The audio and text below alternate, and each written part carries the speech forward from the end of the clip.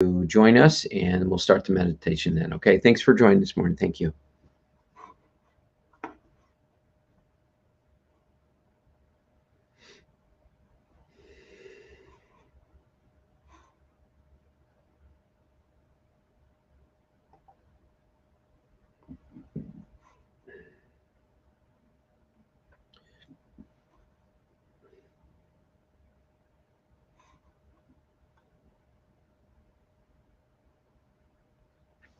And for those of you joining in this morning, we'll start the meditation at 10:02. We'll give people a chance to come in. Thanks for joining. Thank you.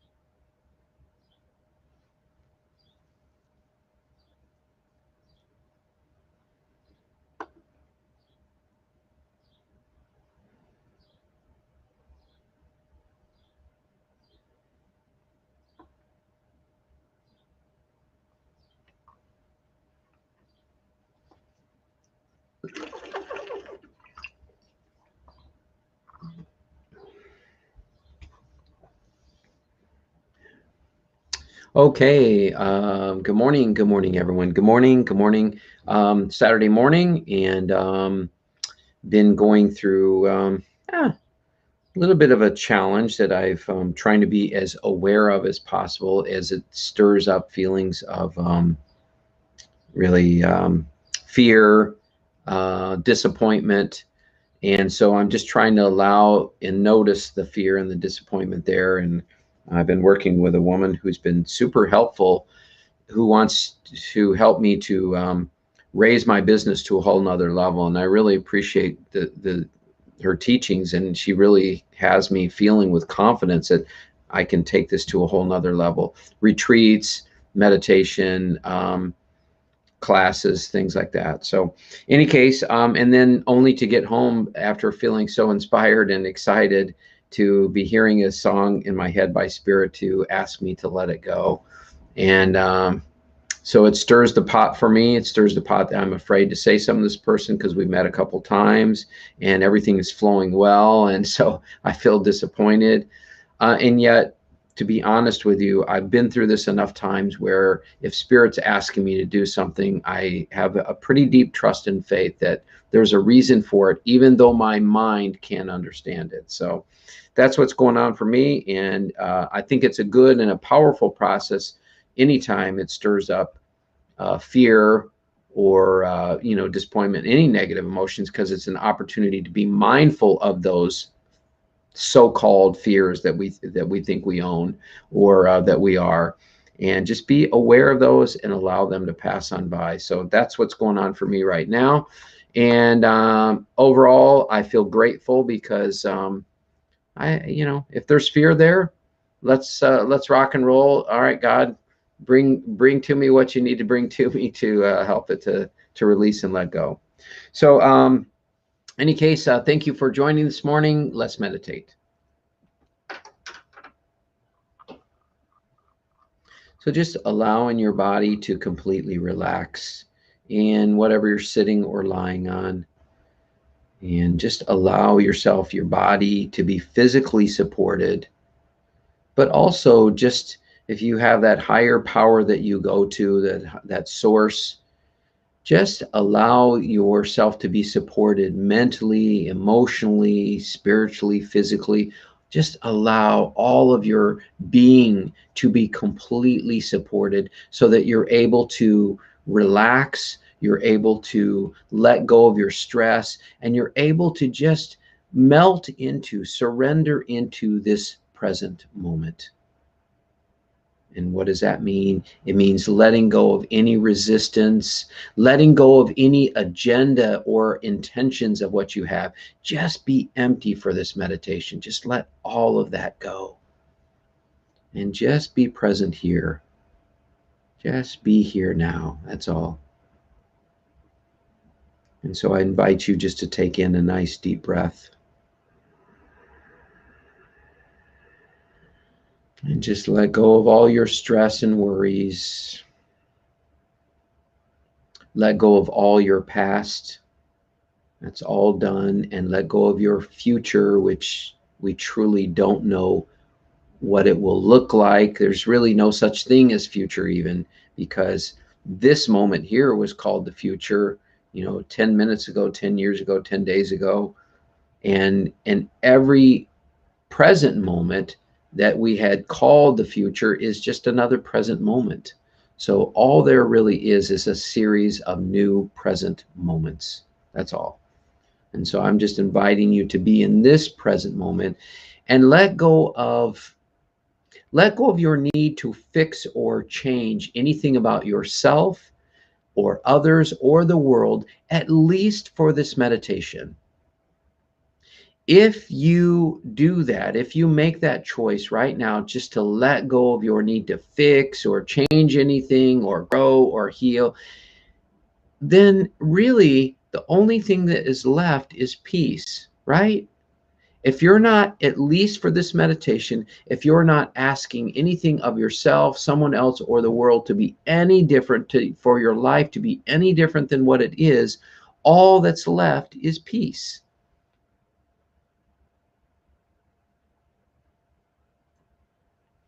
And so I just invite you just to let that go and just really, that's really what it means to melt into this moment, surrender into this moment, is when you offer no resistance to this moment. You offer no resistance to life or God or anything. I sometimes say this, that it can push people's buttons, even if they're, I'm going to say, a long way along their spiritual path. And this is something my teacher has said. The path of the sage is ruthless. There simply are no boundaries. And for some people, they're like, no, no, no, no. I need to set boundaries. And the truth is, some people need to set boundaries. We are quite oftentimes earlier on in our life, we have experiences where people are walking on us. They're taking advantages of us, and we're like a doormat and just getting walked on. And then we come to that place to say, no, no, no, no. I'm not going to let people walk on me. I'm going to take care of myself, and I'm going to be clear that this is not okay. And they set some wonderful and beautiful boundaries. But then we come to a point on our path where, when we're so surrendered to trust, I'm going to use the word God, use whatever word you want, when we're so surrendered into God, the source, and we're so having trust and faith. Let me see here. I got a tap, so let me just empty out and let that go. And for those of you who watch the video for the first time, Spirit taps me in my ear when they want my attention. And it can be for me, a message for me, or it can be for me to be aware of something, or it can be for me to just that I'm not speaking the truth. And I never ever want to pass some belief onto you, my opinion on you, that is not rooted in the truth. So let me let that go, and then we'll see how or if it comes back, okay? And so right now, I just invite you to come back to being aware of the breath. Just noticing your breath.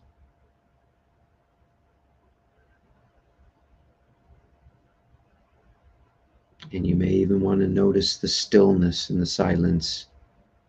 One of my favorite verses out of the Bible is, "Be still and know that I am God."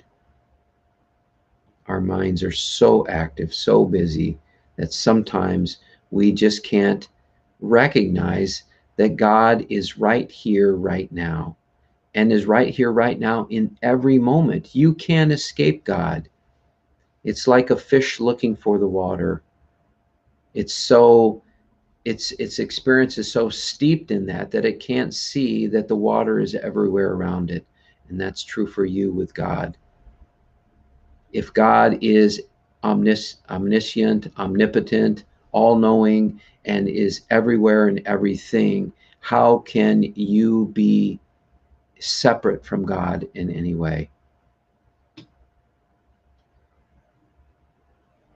So I'm just inviting you just to allow yourself to be a part of that energy, allow yourself to be a part of that love, that joy, that peace, that wisdom, that healing energy. And as Eckhart Tolle has said, anytime there is conscious awareness, there is healing.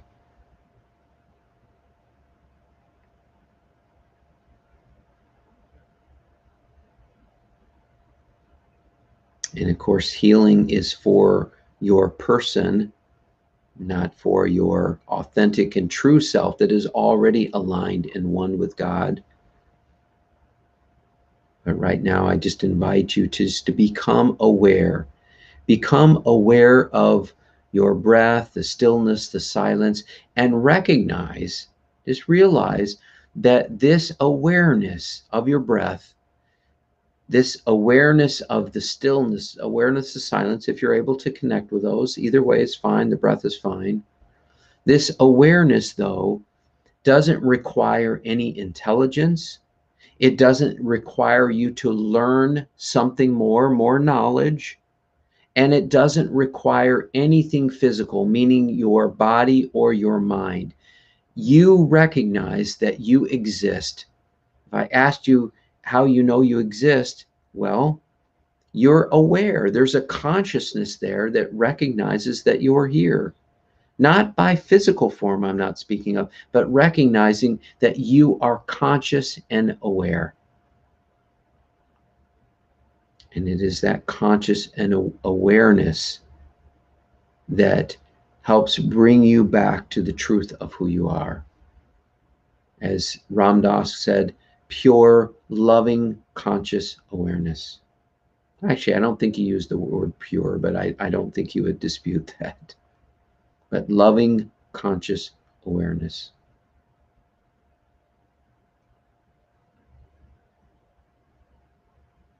And so the boundary has popped up again for me. We'll see where this goes. Maybe there's something that was askew what I was saying before, but I'm going to do my best to get my ego, my opinions, my personality out of the way and just empty any beliefs that I have about boundaries. And then we'll see what comes through, if anything.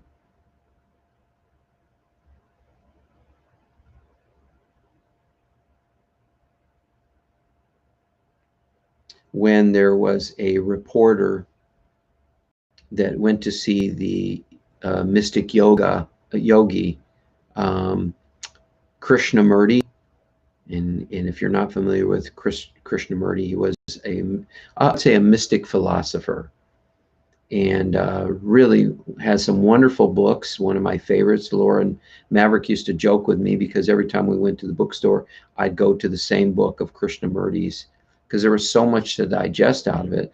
And it's called Think on These Things.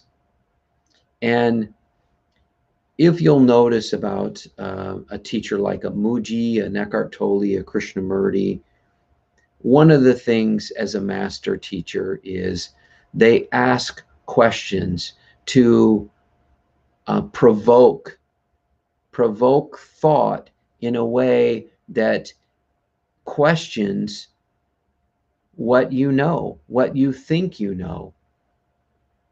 And by provoking these questions, it gets you into contemplation and initially will move you into confusion.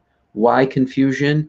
Because if you think or believe you know something, or you know something, and you're not on the right trail, then a teacher will, an awakened teacher will come along to ask questions that will challenge those beliefs And then consequently, you begin to say, maybe that's not the truth. Like right now, I'm questioning boundaries because it came up for me where spirit tapped me in my ear, and I'm like, maybe I am carrying a false belief about this. Maybe I need to let this go. And so that's what I did. I just surrendered it over to God. And then what can happen out of that is confusion sets in because we've now stepped away from this belief that says this thing is true. And we've opened the door to possibilities to say, okay, maybe this isn't true. So, Father, teach me what is the truth. And that's where we have this perfect and beautiful confusion. And that confusion makes room for the truth to shine through. And this is exactly what life and God brings you, right? Life and God bring you experiences to challenge your thinking, to challenge your beliefs, so that you get to the point. Because initially, what will happen is you will feel the frustration because your mind has convinced you this is what the truth is. And when something happens that is contrary to that kind of thinking, then you feel the frustration, the angst, the anxiety, the anger, the disappointment, all these negative emotions, because your mind is saying, no, no, no, no, no, that's not how it's supposed to be. And life and God said, oh, yes, that is how it's supposed to be. And I'm going to give you this lesson. So even though you feel it's challenging because your mind wants it to be different, I'm giving you this lesson to help you to break down that old belief that you've been carrying as if it's the truth of who you are.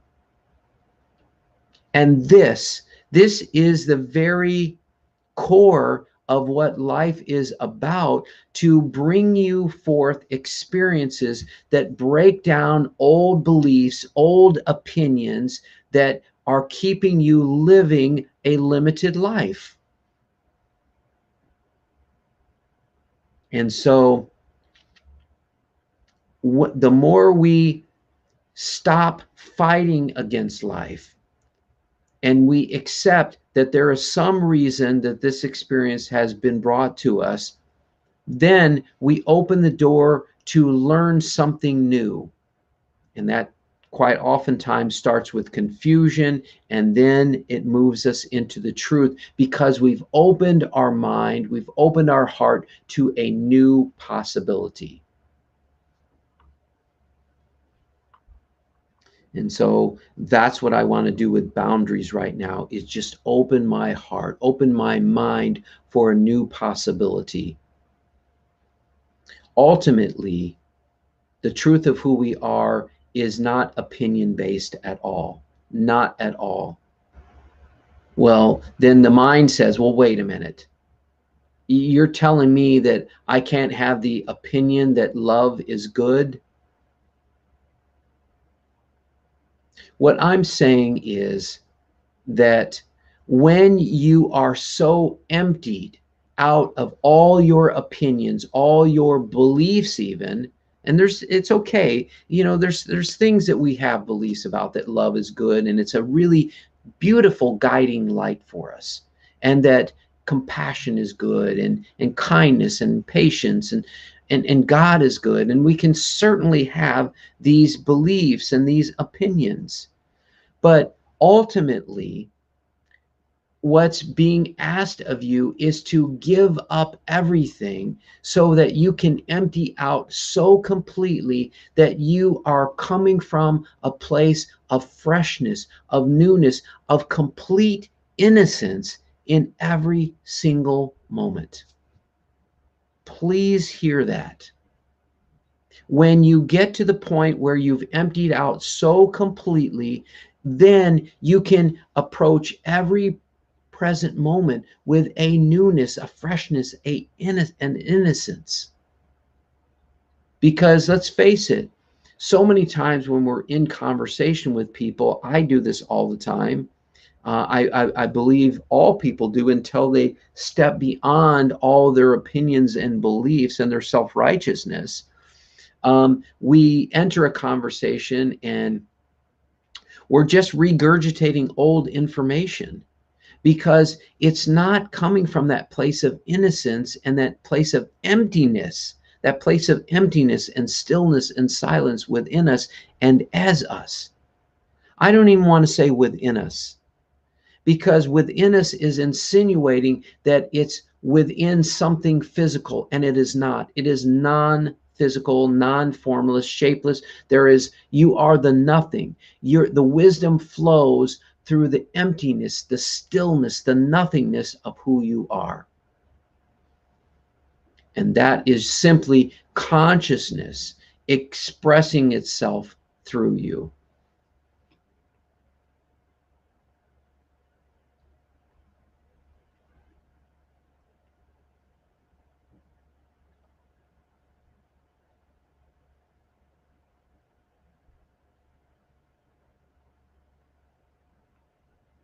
And I see that boundary is in the background for me. And I'm also noticing that my mind is wanting to share something around boundaries. And it's wanting to share what I believed was true. So I'm just going to notice that. I just feel like I want to share that with you because I know sometimes my journey is a journey of example to help you to see maybe how you can approach certain things where you think you know, or you believe you know, or you know what the truth is. And I want to say, and my mind is questioning this for sure, but I want to say, anytime you know what the truth is, or somebody says they know what the truth is, run, just run. And if you know what the truth is, I invite you to let that go, because sometimes it's those very beliefs that we've hooked into to say, I know this is true, that is the self-righteousness and the arrogance that gets in the way of truly recognizing who we are, because that belief is so hooked in there. And I do have a strong belief about boundaries and what that means. And it's possible, and I trust my teacher, Sadashiva, who was a fully realized teacher, who said, the path of the sage is ruthless. There simply are no boundaries. But what I don't trust is, did I interpret that correctly? Because I've had a lot of people challenge me on that. Now, are they challenging me on that because there's something for them to learn and grow? Or are they challenging me and does it keep coming up because there's something I'm not aware of? So I don't even feel right now in this moment I want to speak any more on that, because I recognize I have a chance to deepen my understanding of what the truth is. And how that happens for me is getting my ego, my self-righteousness out of the way so that something deeper can be presented. And I'm grateful for that.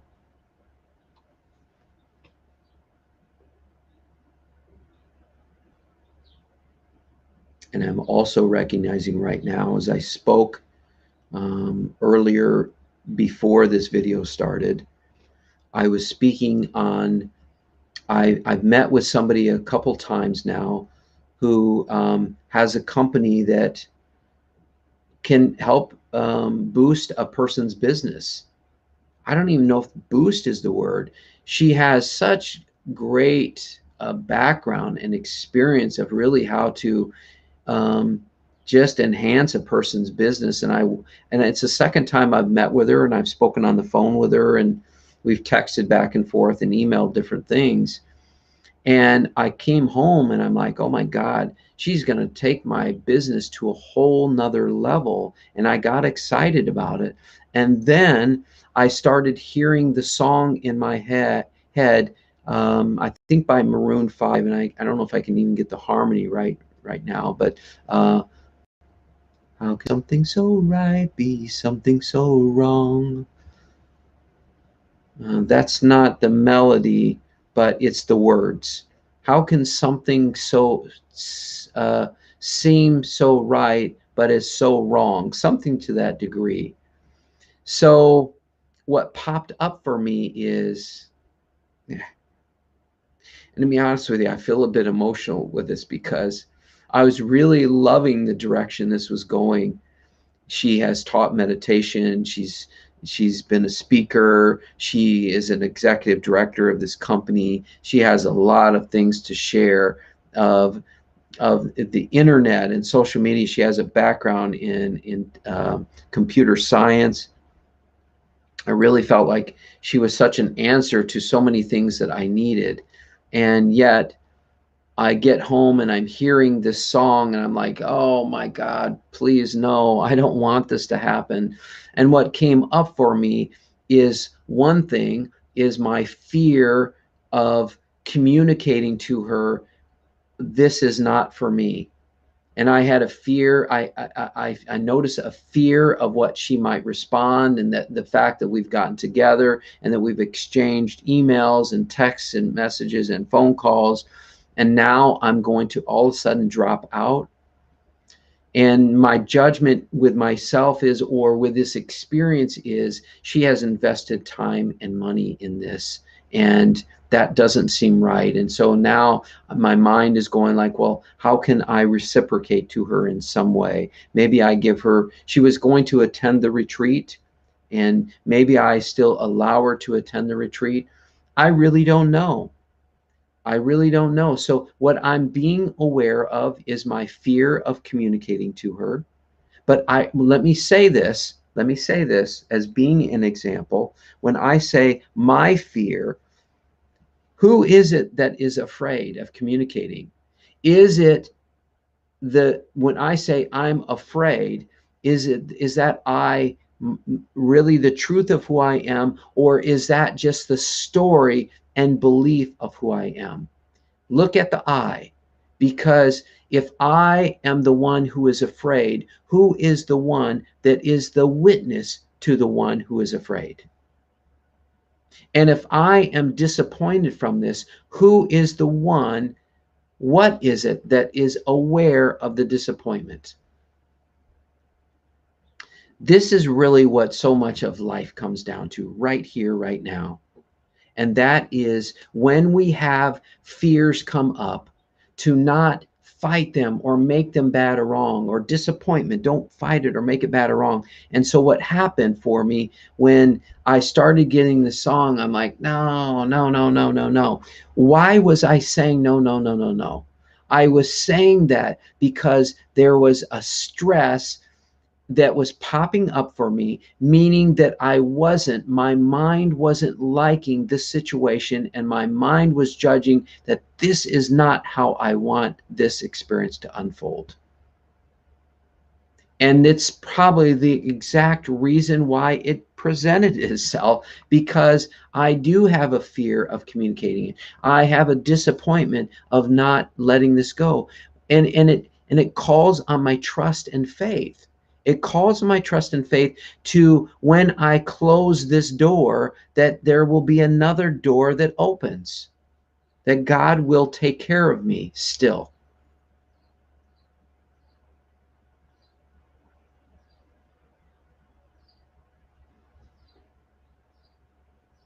And so part of me, I'm going to speak this and we'll see if anything comes up. Part of me with recognizing boundaries is, I don't want to limit what God brings me in any way. I'm going to say that again. This is my choice. I don't want life or God to be limited on any experience God brings me. My mind might want to say, no, I have a boundary. This person has spent time with me. This person has helped me see different things, and she has helped me and she's been good to me. And I have a boundary that it's not okay for me to drop out of it, because that feels like, it seems like, it looks like this is being out of integrity. But what is integrity? Is integrity a belief from the mind and what is created? And am I not willing to play a bigger game for God to say, look, you have to trust me that this is not for you, nor is this for her, because God's on her side too. It's not just about me, but when I let go of this, it might stir the pot for her as well. But I have to trust and have faith that it's all in divine order. All of it. All of it, all of it, all of it.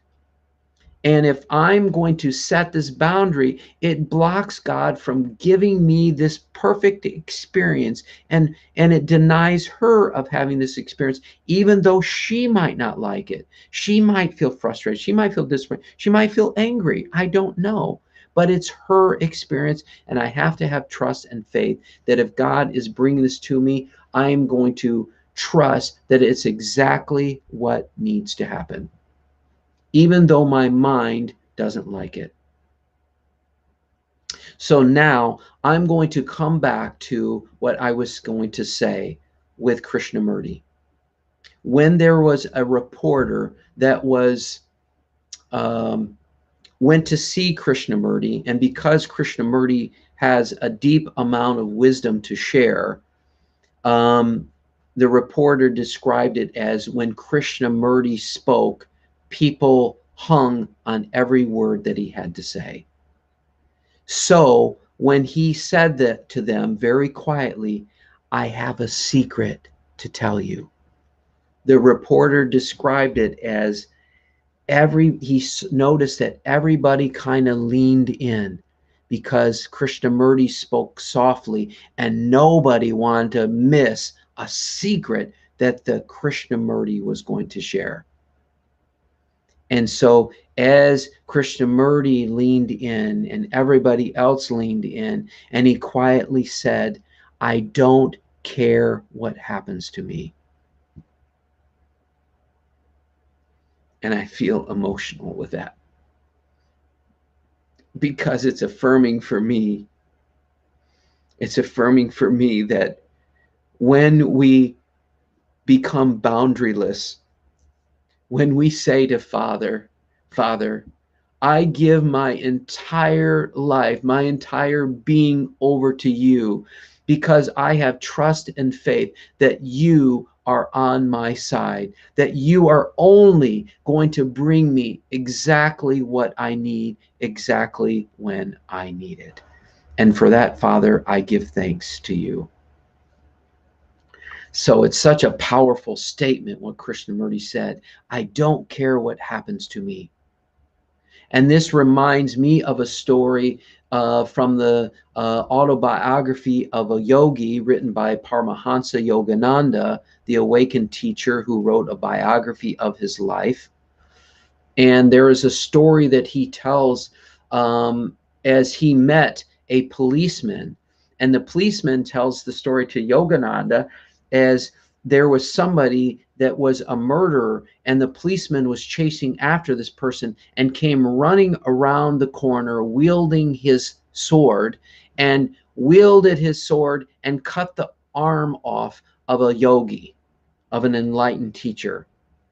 And the police officer was horrified that he had just sliced the arm off of this great sacred master.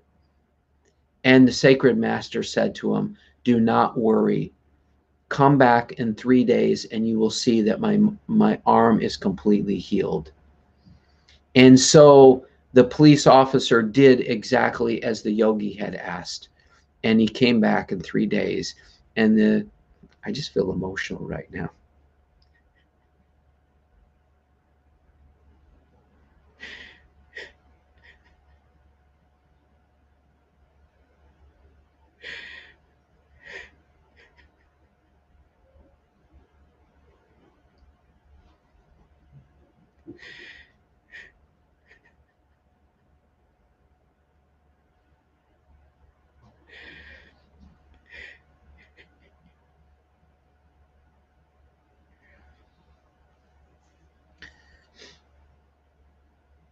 sometimes it's not easy to have trust and faith, right? I've always said that you there's always trust and faith to work on, because unless we have trust and faith to, as Jesus asked, I believe it was the disciple Peter, to step out on the water in this stormy, they're in the storm of this, I believe it was a lake, I don't think it was an ocean, and they're in the storm of the water, and Jesus is standing on the water, and he asked Peter to join him, and Peter, of course, is scared. And he's afraid, of course, that if he walks out in the water, that he will drown. And Jesus said to him, "Ye have little faith." And also, what's in the Bible is the faith of a mustard seed. With the faith of a mustard seed, you can move mountains. Now, the mind might say, well, that's not possible. But what I've discovered in my awakening is when I had that moment and I completely stepped beyond the mind and the limitations of the mind. In that moment, I fully knew the truth. And that was, all things with God, all things are possible. Anything that you can imagine or think of, you can create. Anything. There are no limitations except for what's placed on ourselves by our mind and the beliefs that we fall into that trap with. And so having trust and faith means having trust and faith to walk on water, to lift up the dead and to raise the dead and to heal the blind, and to put your arm back on and heal that when somebody has severed it with a sword.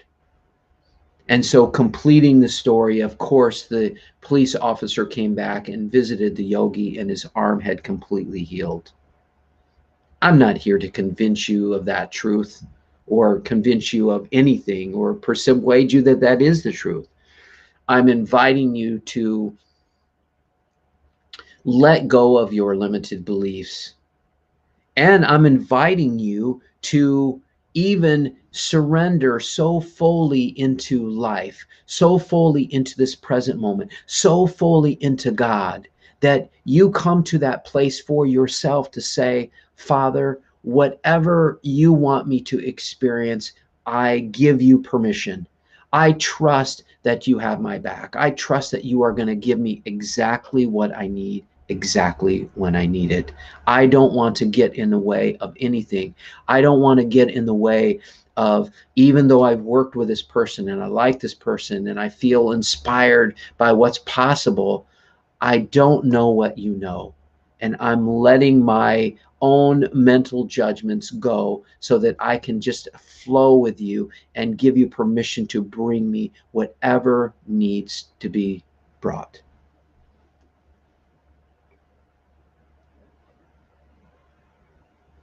And so I also want to say that because my mind has attachment to this outcome, I begin to question, is this song for this situation or is it for something else? And I didn't know, and I was confused. And so there's only one thing that I know to do, and that is to be present with the confusion. Be present with my fears. Be present with my disappointment. What does it mean to be present with those things? It means that I'm giving my mind permission. Okay, go ahead, feel the disappointment, feel the confusion, feel the fear. Go ahead, feel all of it. Because remember, it's your mind really where feelings are coming from, right? You believe a thought to be true, and if you believe that thought, and you believe it's a negative thought, you will have a negative feeling. If you believe that thought and it's a so-called positive thought, then you will have a positive feeling, right? I believe that love is good. Then you'll have a good feeling about that, right? I believe that severing my ties with this person is bad. Therefore, I have the disappointment, the fear, and whatever other emotions. So to be present with the feelings means to just go ahead, mind, have a ball. Whatever thoughts, whatever feelings you want to experience, I'm just going to be the witness to those thoughts and feelings and perceptions. I am the witness to those. But I'm a little cautious sometimes to when you say I am the witness. Now all of a sudden it's a label again. So I invite you to let go of that label. It's just you're witnessing from the pure I amness, the pure isness of who you are, that is beyond anything mental, physical, emotional, or spiritual.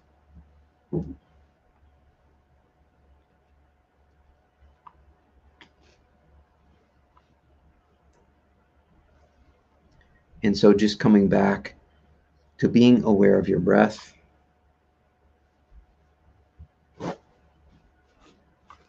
and just noticing that.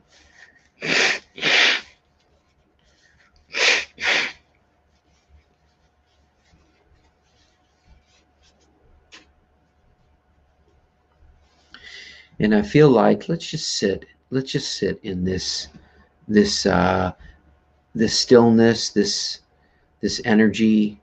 Just sit in the quietness, the silence. And if your mind gets busy, of course, just notice it and come back to being aware of your breath, being aware of the stillness, the silence, or if thoughts or feelings even come up. Just be aware of those. You are a witness to those. You don't have to fight it or resist it in any way whatsoever. Just notice.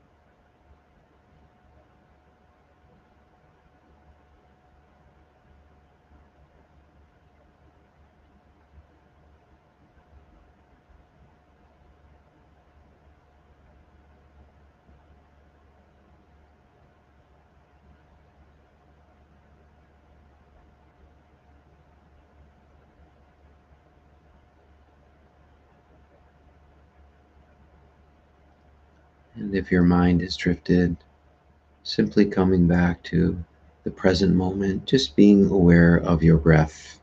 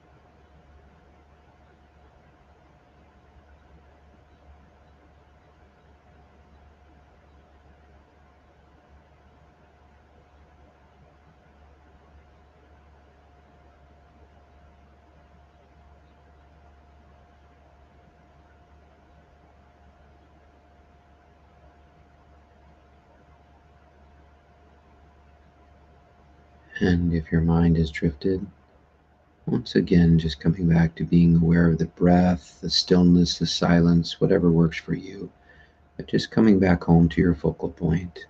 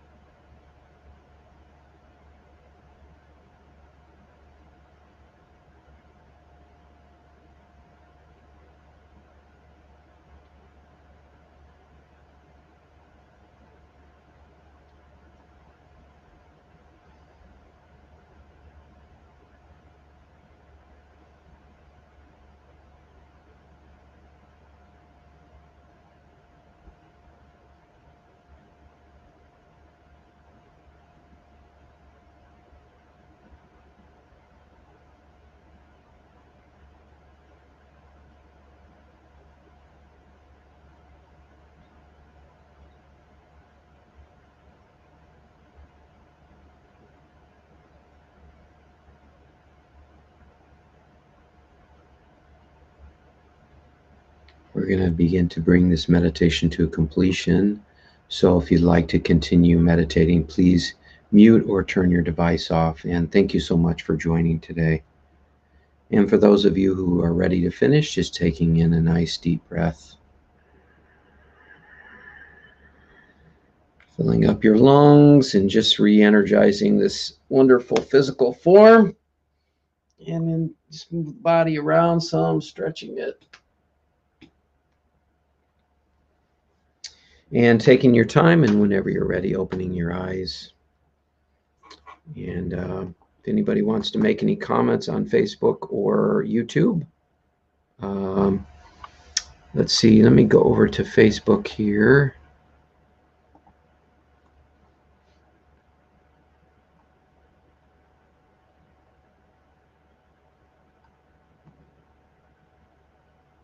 Whenever you're ready, opening your eyes. And let's see here. Let's see. Is this from today? Let me see here. Okay, yeah, I had to make sure. Okay, Michelle, namaste, Brett. Thank you for sharing your experience. You're welcome. Thanks for joining, Michelle. Are you guys heading back today, right? Isn't today the last day? I'm surprised you squeezed it in, unless your flight's a little bit later. So have a safe trip back, and then I'll maybe see you at meditation on Monday, okay? All right, thanks for joining, Michelle. And let me take a look here. I know I'll go over to YouTube here.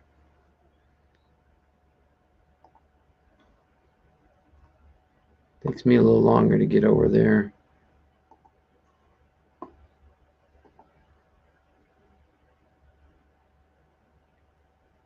I'll have to find a quicker way, maybe. Let's see here. Oh, okay. Yours is showing up before I even get to YouTube, Sandy. So lots of sunshine. Let's hope for sunshine. That's my comment to the clouds. Right. Okay. I'm all for you on the sunshine part of it. So, all right, you guys, thanks for joining. Have a beautiful weekend, and maybe I'll see you on Monday. Okay. All right. Namaste, my friends.